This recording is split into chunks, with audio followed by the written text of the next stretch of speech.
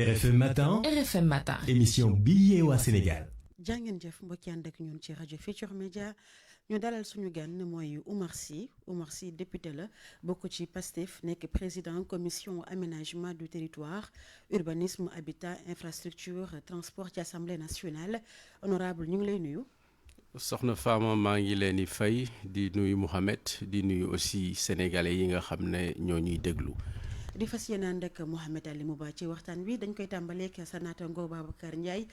def ab proposition résolution ngir ñu taxawal ab commission d'enquête parlementaire yi ñeel commande 45 milliards armement bi fi amoon ci nguuru Macky Sall di fàttali ni bi ñuy def commande boobu Abdou Karim Sall moo nekkoon ministre environnement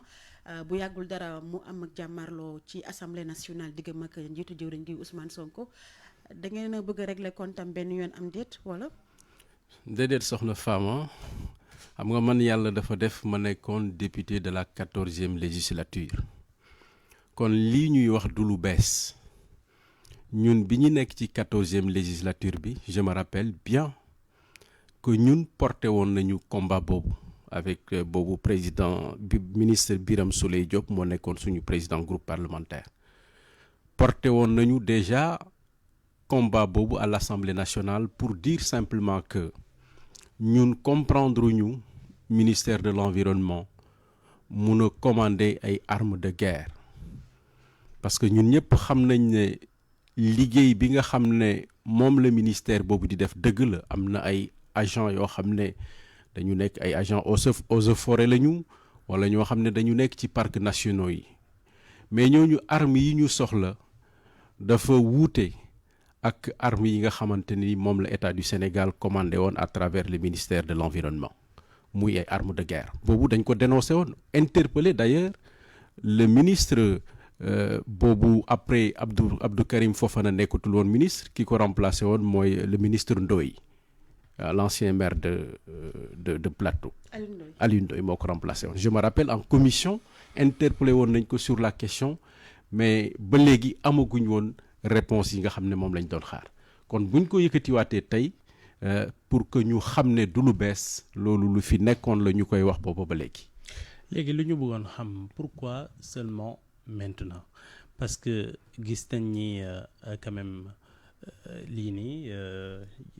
yàgg na xaw na jël temps yow mi wax nga ko mais c'est juste que beaucoup s'interrogent sur une coïncidence troublante c'est-à-dire que Abdou Karim Sall bi mu demee. ci assemblée nationale gis nañ le clash bi mu am ak le premier ministre te premier ministre lu mu ko tontu wax ko mu xaw ko menacé sa ne ko boo amuloon immunité sa heure bi poursuivre nañ la quelques jours après on voit que ñu ngi koy topp est-ce que lii wonewul que quelque part yéen ngi politiquer dossier boobu. déedéet Mouhamed xam nga assemblée nationale li muy doxee bu fekkee amuloo majorité à l'assemblée nationale am na initiative yoo xam ne boo ko jëlee du prospérer. loolu moo ñu daloon ñun 14e législature bi demandé woon nañ commission d'enquête parlementaire mais mënul woon prospérer parce que amuñu woon majorité bi nga xam ne moo tax muy prospérer. parce que non c'est les coïncidences troublantes moo jaaxal nii c'est-à-dire que à chaque fois premier ministre bu amee difficulté avec kenn joxoñ quelque temps après da ngay gis ñu topp kooku en justice et c'est pas le seul gis nañ aussi Farba Ngom c'était la même chose et donc la même procédure gis nañ ñu yóbbu ko prison kii tamit. ñuy koy topp ci yooyu est-ce que lii dans un pays démocratique c'est normal. waaw xam nga il faut aussi ñu nangoo séparer l'exécutif ak le législatif. justement c'est à ce moment-là lay laaj. alors l'exécutif moom en tant que premier ministre du responsable gouvernement bu Sénégal ñu ñëw def auditu réew mi li nga xam ne situation bi ñu fi bàyyil moom am na droit en tant que chef du gouvernement mu wax fi mu fekk réew mi. Interpeller directement ñi nga xam ne jàpp na ils sont concernés par des dossiers mais ñun assemblée nationale ay député lu ñu am nañu sañ-sañ am nañu autonomie jël des initiatives parlementaires wax naa la ko sànq bu fekkoon ne ci 14e législature bi nanguloon nañ ñu ko commission d'enquête parlementaire bi kon booba lañ ciy wax. léegi sur ça justement lu ma lay laaj mooy pourquoi vous vous intéressez seulement à ces dossiers yi touché l'ancien régime alors que am ngeen yéen tamit dossier boo xamante ni Cheikh Tidiane Dièye ancien ministre mais ministre boo xamante ni moom moo yor ci wàllu assainissement gis nañ dossier bi ñu ko bi ñi ko Cheikh Dieng ancien DG ONAS jàppee ne dafa nekk ci corruption loolu kenn déggatu ko ba léegi ni waxuñu ci pourquoi vous vous intéressez seulement aux personnalités yoo xamante ni ancien régime est-ce que lii wanewul quelque part chasse aux sorcières? Non Mohamed mooy li ma lay wax sànq cas bi ngay évoqué je crois que presse bi wax na ci ñi ci waroon a wax nañ ci premier ministre wax na si et puis jël na ay responsabilités jël dogal parce que ñoom aussi def nañu seen enquête gis nañu ne liñ ci yaakaaroon nekku ci gouvernement bi jël ses responsabilités. Ah, y a pas eu d'enquête. Mais si. Non mais attends Si. la justice dafa ne woon commencé na ci enquête mais ba léegi xamuñ ci dara. waaw mais dama ne état gouvernement premier ministre moom am na sañ-sañ demander ñu defal ko enquête. waaw moom def na enquête am gis na ne lañ te doon wax nekku ci jël na décision. moom mooy justice. waaw mais mooy li ma lay wax xam nga du question même avant que justice di jël le relais de cette affaire là gouvernement bi prononcé wu na ci clairement ne protégé wul kenn et que des enquêtes danañ ko def pour xam situer les responsabilités bi ko état defee ba pare. conclusion yi. jël na ay résultats jël na ay décisions yi xam nga ko man xam naa ko. mooy lan. mooy directeur ba fa nekkoon jëlee nañ ko fa ministre bi mu ngi continuer di def liggéey. bi ñu ko jëlee lañu ko soog a déglu audition yi c'est après bi ñu ko jëlee la ñu soog a woo Cheikh Dieng tàmbali audition yi te ba léegi nii yëf yi dafa tekki kenn déggu ci dara en fait. non man audition bi may wax mooy audition bi nga xam ne gouvernement du Sénégal waxuma la justice waxuma la police. ci loolu justice dafa su ma juumul procureur jëloon na ci dogal commencé enquête yi ba léegi kenn déggu ci dara. waaw et le ministre continue à être là. DG bi fi nekkoon moom jëlee nañ ko tëb na. waa xam nga mooy li ma lay wax xam nga ba tey bul jàpp ne ëllëg doo dégg Assemblée nationale député jël initiative ne dafa bëgg a def enquête parlementaire sur ce dossier là mën naa nekk mais li may bañ mooy li xew tey ñi nga xam ne dañu fi nekkoon yore réew mi bàyyil ñu fi ay dossier ay scandale à la limite ñu ñëw na dañ ko bëgg a saytu on nous reproche de faire des règlements de mais compte. on a l'impression que da ngeen exécuter benn commande tey Babacar Ndiaye mi ngi wax wàllum contrat armement bi sa naataango Amadou Ba mi ngi wax lu jëm ci dakkal compétence collectivité locale yi jëm ci wàllum suuf te bu ñëwee assemblée yéen a yor majorité bi day mel ni lettre à la poste. day mel ni loo xamante ni commande la da ngeen di ñëw assemblée rek pour exécuter en fait seen yaram dafa tàng temps yi depuis dépassé. non du lettre à la poste député bu nekk am nga sañ-sañ jël initiative parlementaire xam nga loolu fokk ñu nangul ko. ce que les gens ne comprennent pas c'est que lépp lu ngeen di def c'est pour dafa mel ni contre régime bi fi nekkoon yéen apparemment doo leen laal loo xamante ni mun na leen sonal. ano Mohamed munuñu jël initiative parlementaire ci koo xam ne amuloo woon responsabilité de gestion ñi ko amoon ñu tudd leen ci ay loo xam ne leerul ci boppu sénégalais yi mais ñun am nañu sañ-sañ en tant que député ne lii bëgg nañ mu leer ci boppu sénégalais yi mais li may bañ mooy ñu yaakaar ne parce que initiative yi yëpp may wax ni bu fekkoon ne dañoo toog ba ñun ñu am majorité assemblée nationale soo ko jël initiative yooyu ñu mën a wax mais man nee naa la bokkoon naa 14e législature liñ fiy wax lépp dara beesu ci ay initiative loo xam ne ñun doon nañ ko jël mais ni assemblée nationale di fonctionner avec la règle de la majorité à chaque fois que ñu defoon ko mais du sax dem nu mu tuddati au niveau du bureau de l'Assemblée nationale pour ñu examiner ko mais cette fois-ci quand même mën nañ ñu permettre comme ñun ñoo ne dañoo bëgg a jubanti am nañu les leviers pour le faire mais quand même ñu permettre ñu quand même ñu mën a doxal li nga xam ne moom la ñu bëgg a saytu ci réew mi. même ci loolu gis nañ ni Barthélémy Dias jël nañ mandat maire bi jël nañ député est-ce que vous n'êtes pas gêné bi ngeen ñëwee un an au pouvoir que ñu gis Fama finalement même ci wàllu liberté ñi bëri ñu koy wax ñi bëri ñu leen di yóbbu prison l'ancien régime ñoom tamit ñi bëri ci ñoom yóbbu leen prison des milliards est-ce que objectivement jàpp nga ni lii bokk na ci régime bu démocratique est-ce que c'est pour ça qu'on vous avait amené au pouvoir parce que ñu bëri dañu offusqué woon ancien régime bi yu mu doon def bu xatal nit ñi est-ce que yéen finalement vous faites pas près la même chose ou bien peut-être même pire ah non Mohamed objectivement je te pose la question. Non Mohamed je crois que il faut pas que ñu boole yu bokkul yow ci réew mi nga dëkk journaliste nga dara ump la fi xam nañ ku nekk la nga xam ne moom nga amoon ci responsabilité ñu dénk la ko ci réew mi ndax doxal nga ko na nga ko waroon a doxalee wala déet yow journaliste nga li nga xam ci réew mi man sax xaw ma ko parce que yow am nga possibilité d'investigation mais buñ ñu wax ne ñun ñi nga xam ne dañuy ñëw pour jubanti réew mi li ñu fi fekkoon mu nekk ay dëng-dëng ñu ne nañ ko passer sous perte et profit réew doxewul noonu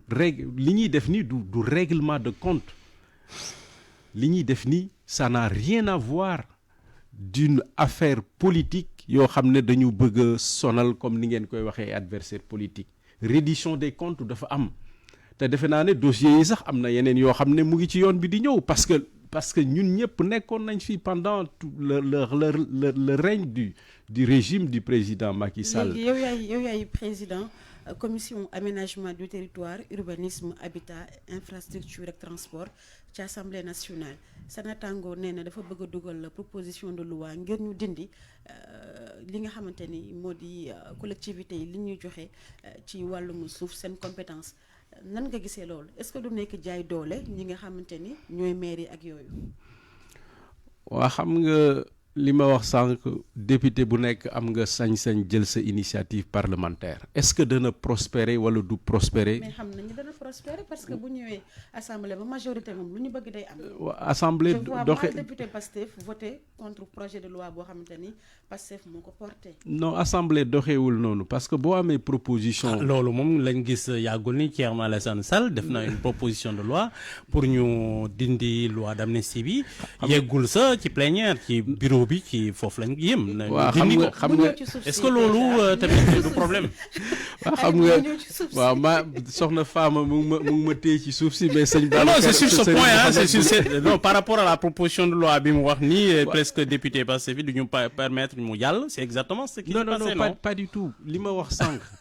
même les députés de l'opposition am nañu sañ-sañ jël seen initiative parlementaire ñëw teg ko ci kaw table. mais ça ne prospère pas. ñu examiner ko non pas forcément. pas forcément li jëm ci wàllu suuf ñun ñëpp xam nañu ne avec l'axe 3 de la décentralisation am na compétence yoo xam ne dañ ko transférer député am na sañ-sañ bu jàppee ne suuf ci collectivités territoriales yi dañ ci am responsabilité en tout cas ci coowal suuf li ñuy ëpp li ñuy dégg ci réew mi am na sañ-sañ bu ko neexee mu dugal une proposition de loi pour autant ça ne veut pas dire que ni dafay ñëw passer à l'Assemblée nationale comme lettre à la poste mais li ma ci mën a wax mooy ñun ñëpp jàpp nañ ne suufu Sénégal en tout cas war nañu seet yorin bi nga xam ne moom lañ koy yor y compris ñi nga xam ne ñoom ñoo nekk dans les communes les collectivités territoriales loolu ñun ñëpp xam nañ ko ñun ñëpp yàgg nañu dégg ay coowu suuf yuy impliquer des maires waxuma ne compétence boobu dañ ko war a nangu ci ñoom déedéet mais dama ne jaadu na ñu xool nan la ñuy def ba loolu ñu saytu ko pour que faire en sorte que quand même parce que yow tey Sénégal bu fekkente ne da góorgóorlu nga yow mën ngaa jàpp ne sax mënuloo am 150 mètres carrés boo xam ne yow mën nga ci yaakaar ëllëg na war nga ci mën a dëkk ak sa njaboot parce que simplement sa loxo jotul sa ginnaaw donc mënuñu continuer rek une j'allais dire ay benn groupe de personnes di accaparer wu suufu Sénégal yépp parce que simplement ñoom la yàlla may position wala ñoom ñoo am les moyens financiers. yaa ngi wax affaire maire yi léegi lu ma lay laaj mooy quelle est la responsabilité des inspecteurs et des agents ñi nekk ci domaine parce que ku nekk gis na c'est vrai maire yi am nañ ci wàllu ci nu ñuy caxatee suuf si ci Sénégal mais ku nekk xam na itam agent impôt et domaine yi am nañ ci wàll. waaw ku nekk xam na li nu mel. c'est est-ce que pare ngeen tey dem ba def réforme ci wàllu woole parce que ñu bëri jàpp nañ ni il faut que ñu dindi yenn pouvoir yi ñu leen jox. jàpp naa ne c'est à tous les niveaux li ma gëm mooy suuf ci réew mi war nañu fexe ba képp koo xam ne sénégalais nga di yeewoo fii